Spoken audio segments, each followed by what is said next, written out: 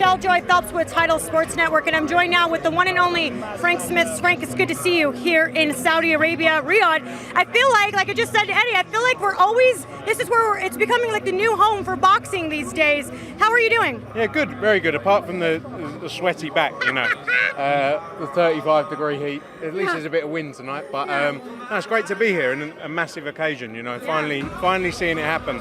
The undisputed heavyweight championship of the world. Waited a long time, haven't we? There's been a lot of talk about it, but it's here. It's just 2 days away. 25 years we waited for this.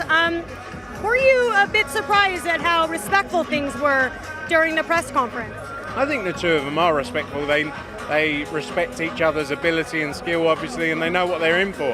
A fight like this doesn't need people saying stuff. But look, there's been things in the past, but I think once it gets this close, it gets serious. And I don't think this fight needs that kind of back and forth that maybe others do to build up. What do you make of Tyson Fury looking really lean? Does that say anything to you about like what his game plan is?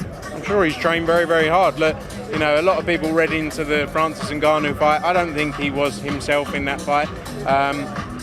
He knows this is the biggest occasion of his career. Look, he's got the opportunity to become undisputed heavyweight champion. He's not going to, you know, he's going to do everything within his power to be ready.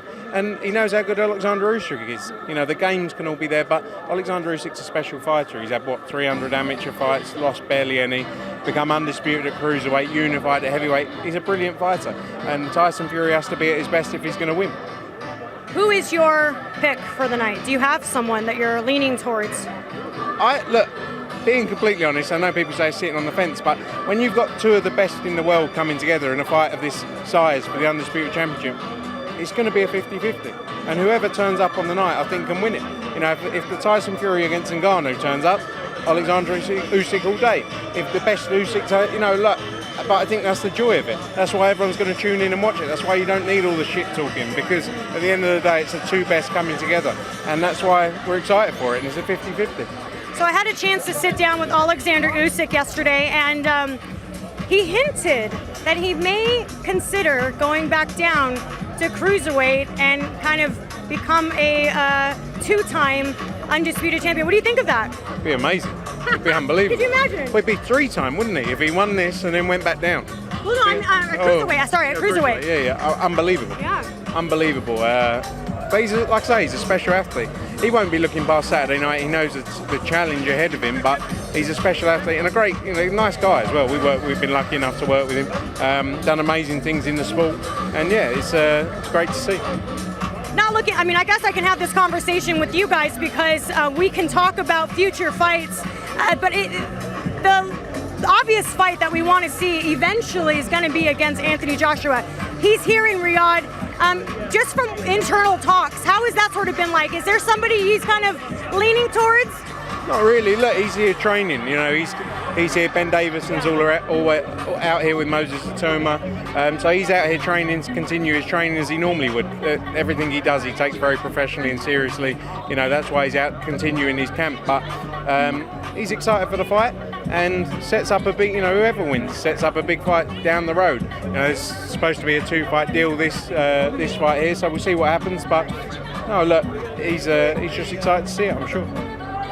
So, how is he? Like, is he not leaning towards someone? Do you know? I don't know. You have to ask him when you see him. We can ask him. Well, he's. I'm sure he'll have someone he as a favourite or thinks can win the fight, but I'm not sure who that is. Based on his last performance against Francis Ngannou, he did what a lot of people were. Not that we were shocked. I think boxing people really kind of knew what could happen. But nonetheless, he did it in such beautiful fashion. What do you make of him sort of having this resurgence in his career? Amazing. I think he's in the best place he's ever been in his career. I think the momentum's been key for that. 4 fights in 11 months. You know, he's focusing on improving himself. And I think that's why you're seeing the best of him. You know, when you look back to when he became world champion, it was all very rushed. And he went into tough fights very quickly and probably didn't get the chance to learn as much as he would have liked to have done. He's, like I said, he's so professional in everything he does, in every element of his career, and he just wants to get better. So I think you're seeing that confidence back, you know, with the finish in the Ngannou fight, the Wallin fight. You know, he went through him, you know, tremendous performances, and I think you're going to see the best of Anthony Joshua in the next 2 years, and he's going to, I believe, at some point become the undisputed heavyweight champion of the world.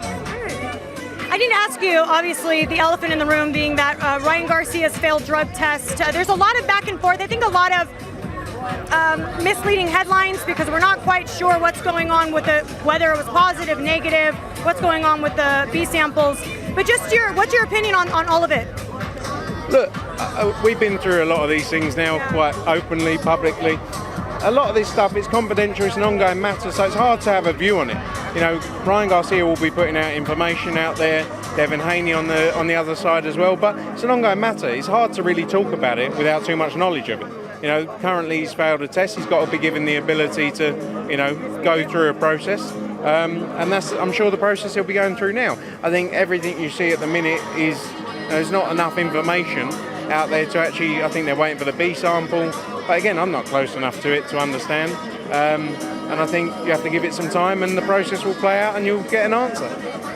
One more setback, speaking of setbacks, one more setback being that Dimitri Bivel is now going to have to face another fighter other than Beterbiev due to an injury. Do we kind of know as to when that fight may be rescheduled for? Look, I think they're working on it now, hopefully for the latter part of the year. Beterbiev, as you say, injured. That fight will happen though. We'll see an undisputed light heavyweight champion hopefully by the end of this year, and hopefully some news soon. All right, Frank, thank you so much for your time. I appreciate it. Let's see what happens on the weekend. Can't wait, very excited. We're going to see an undisputed heavyweight champion. It's a shame it's not going to be AJ, but it will be at some point. Okay, thank you. Bye, fans.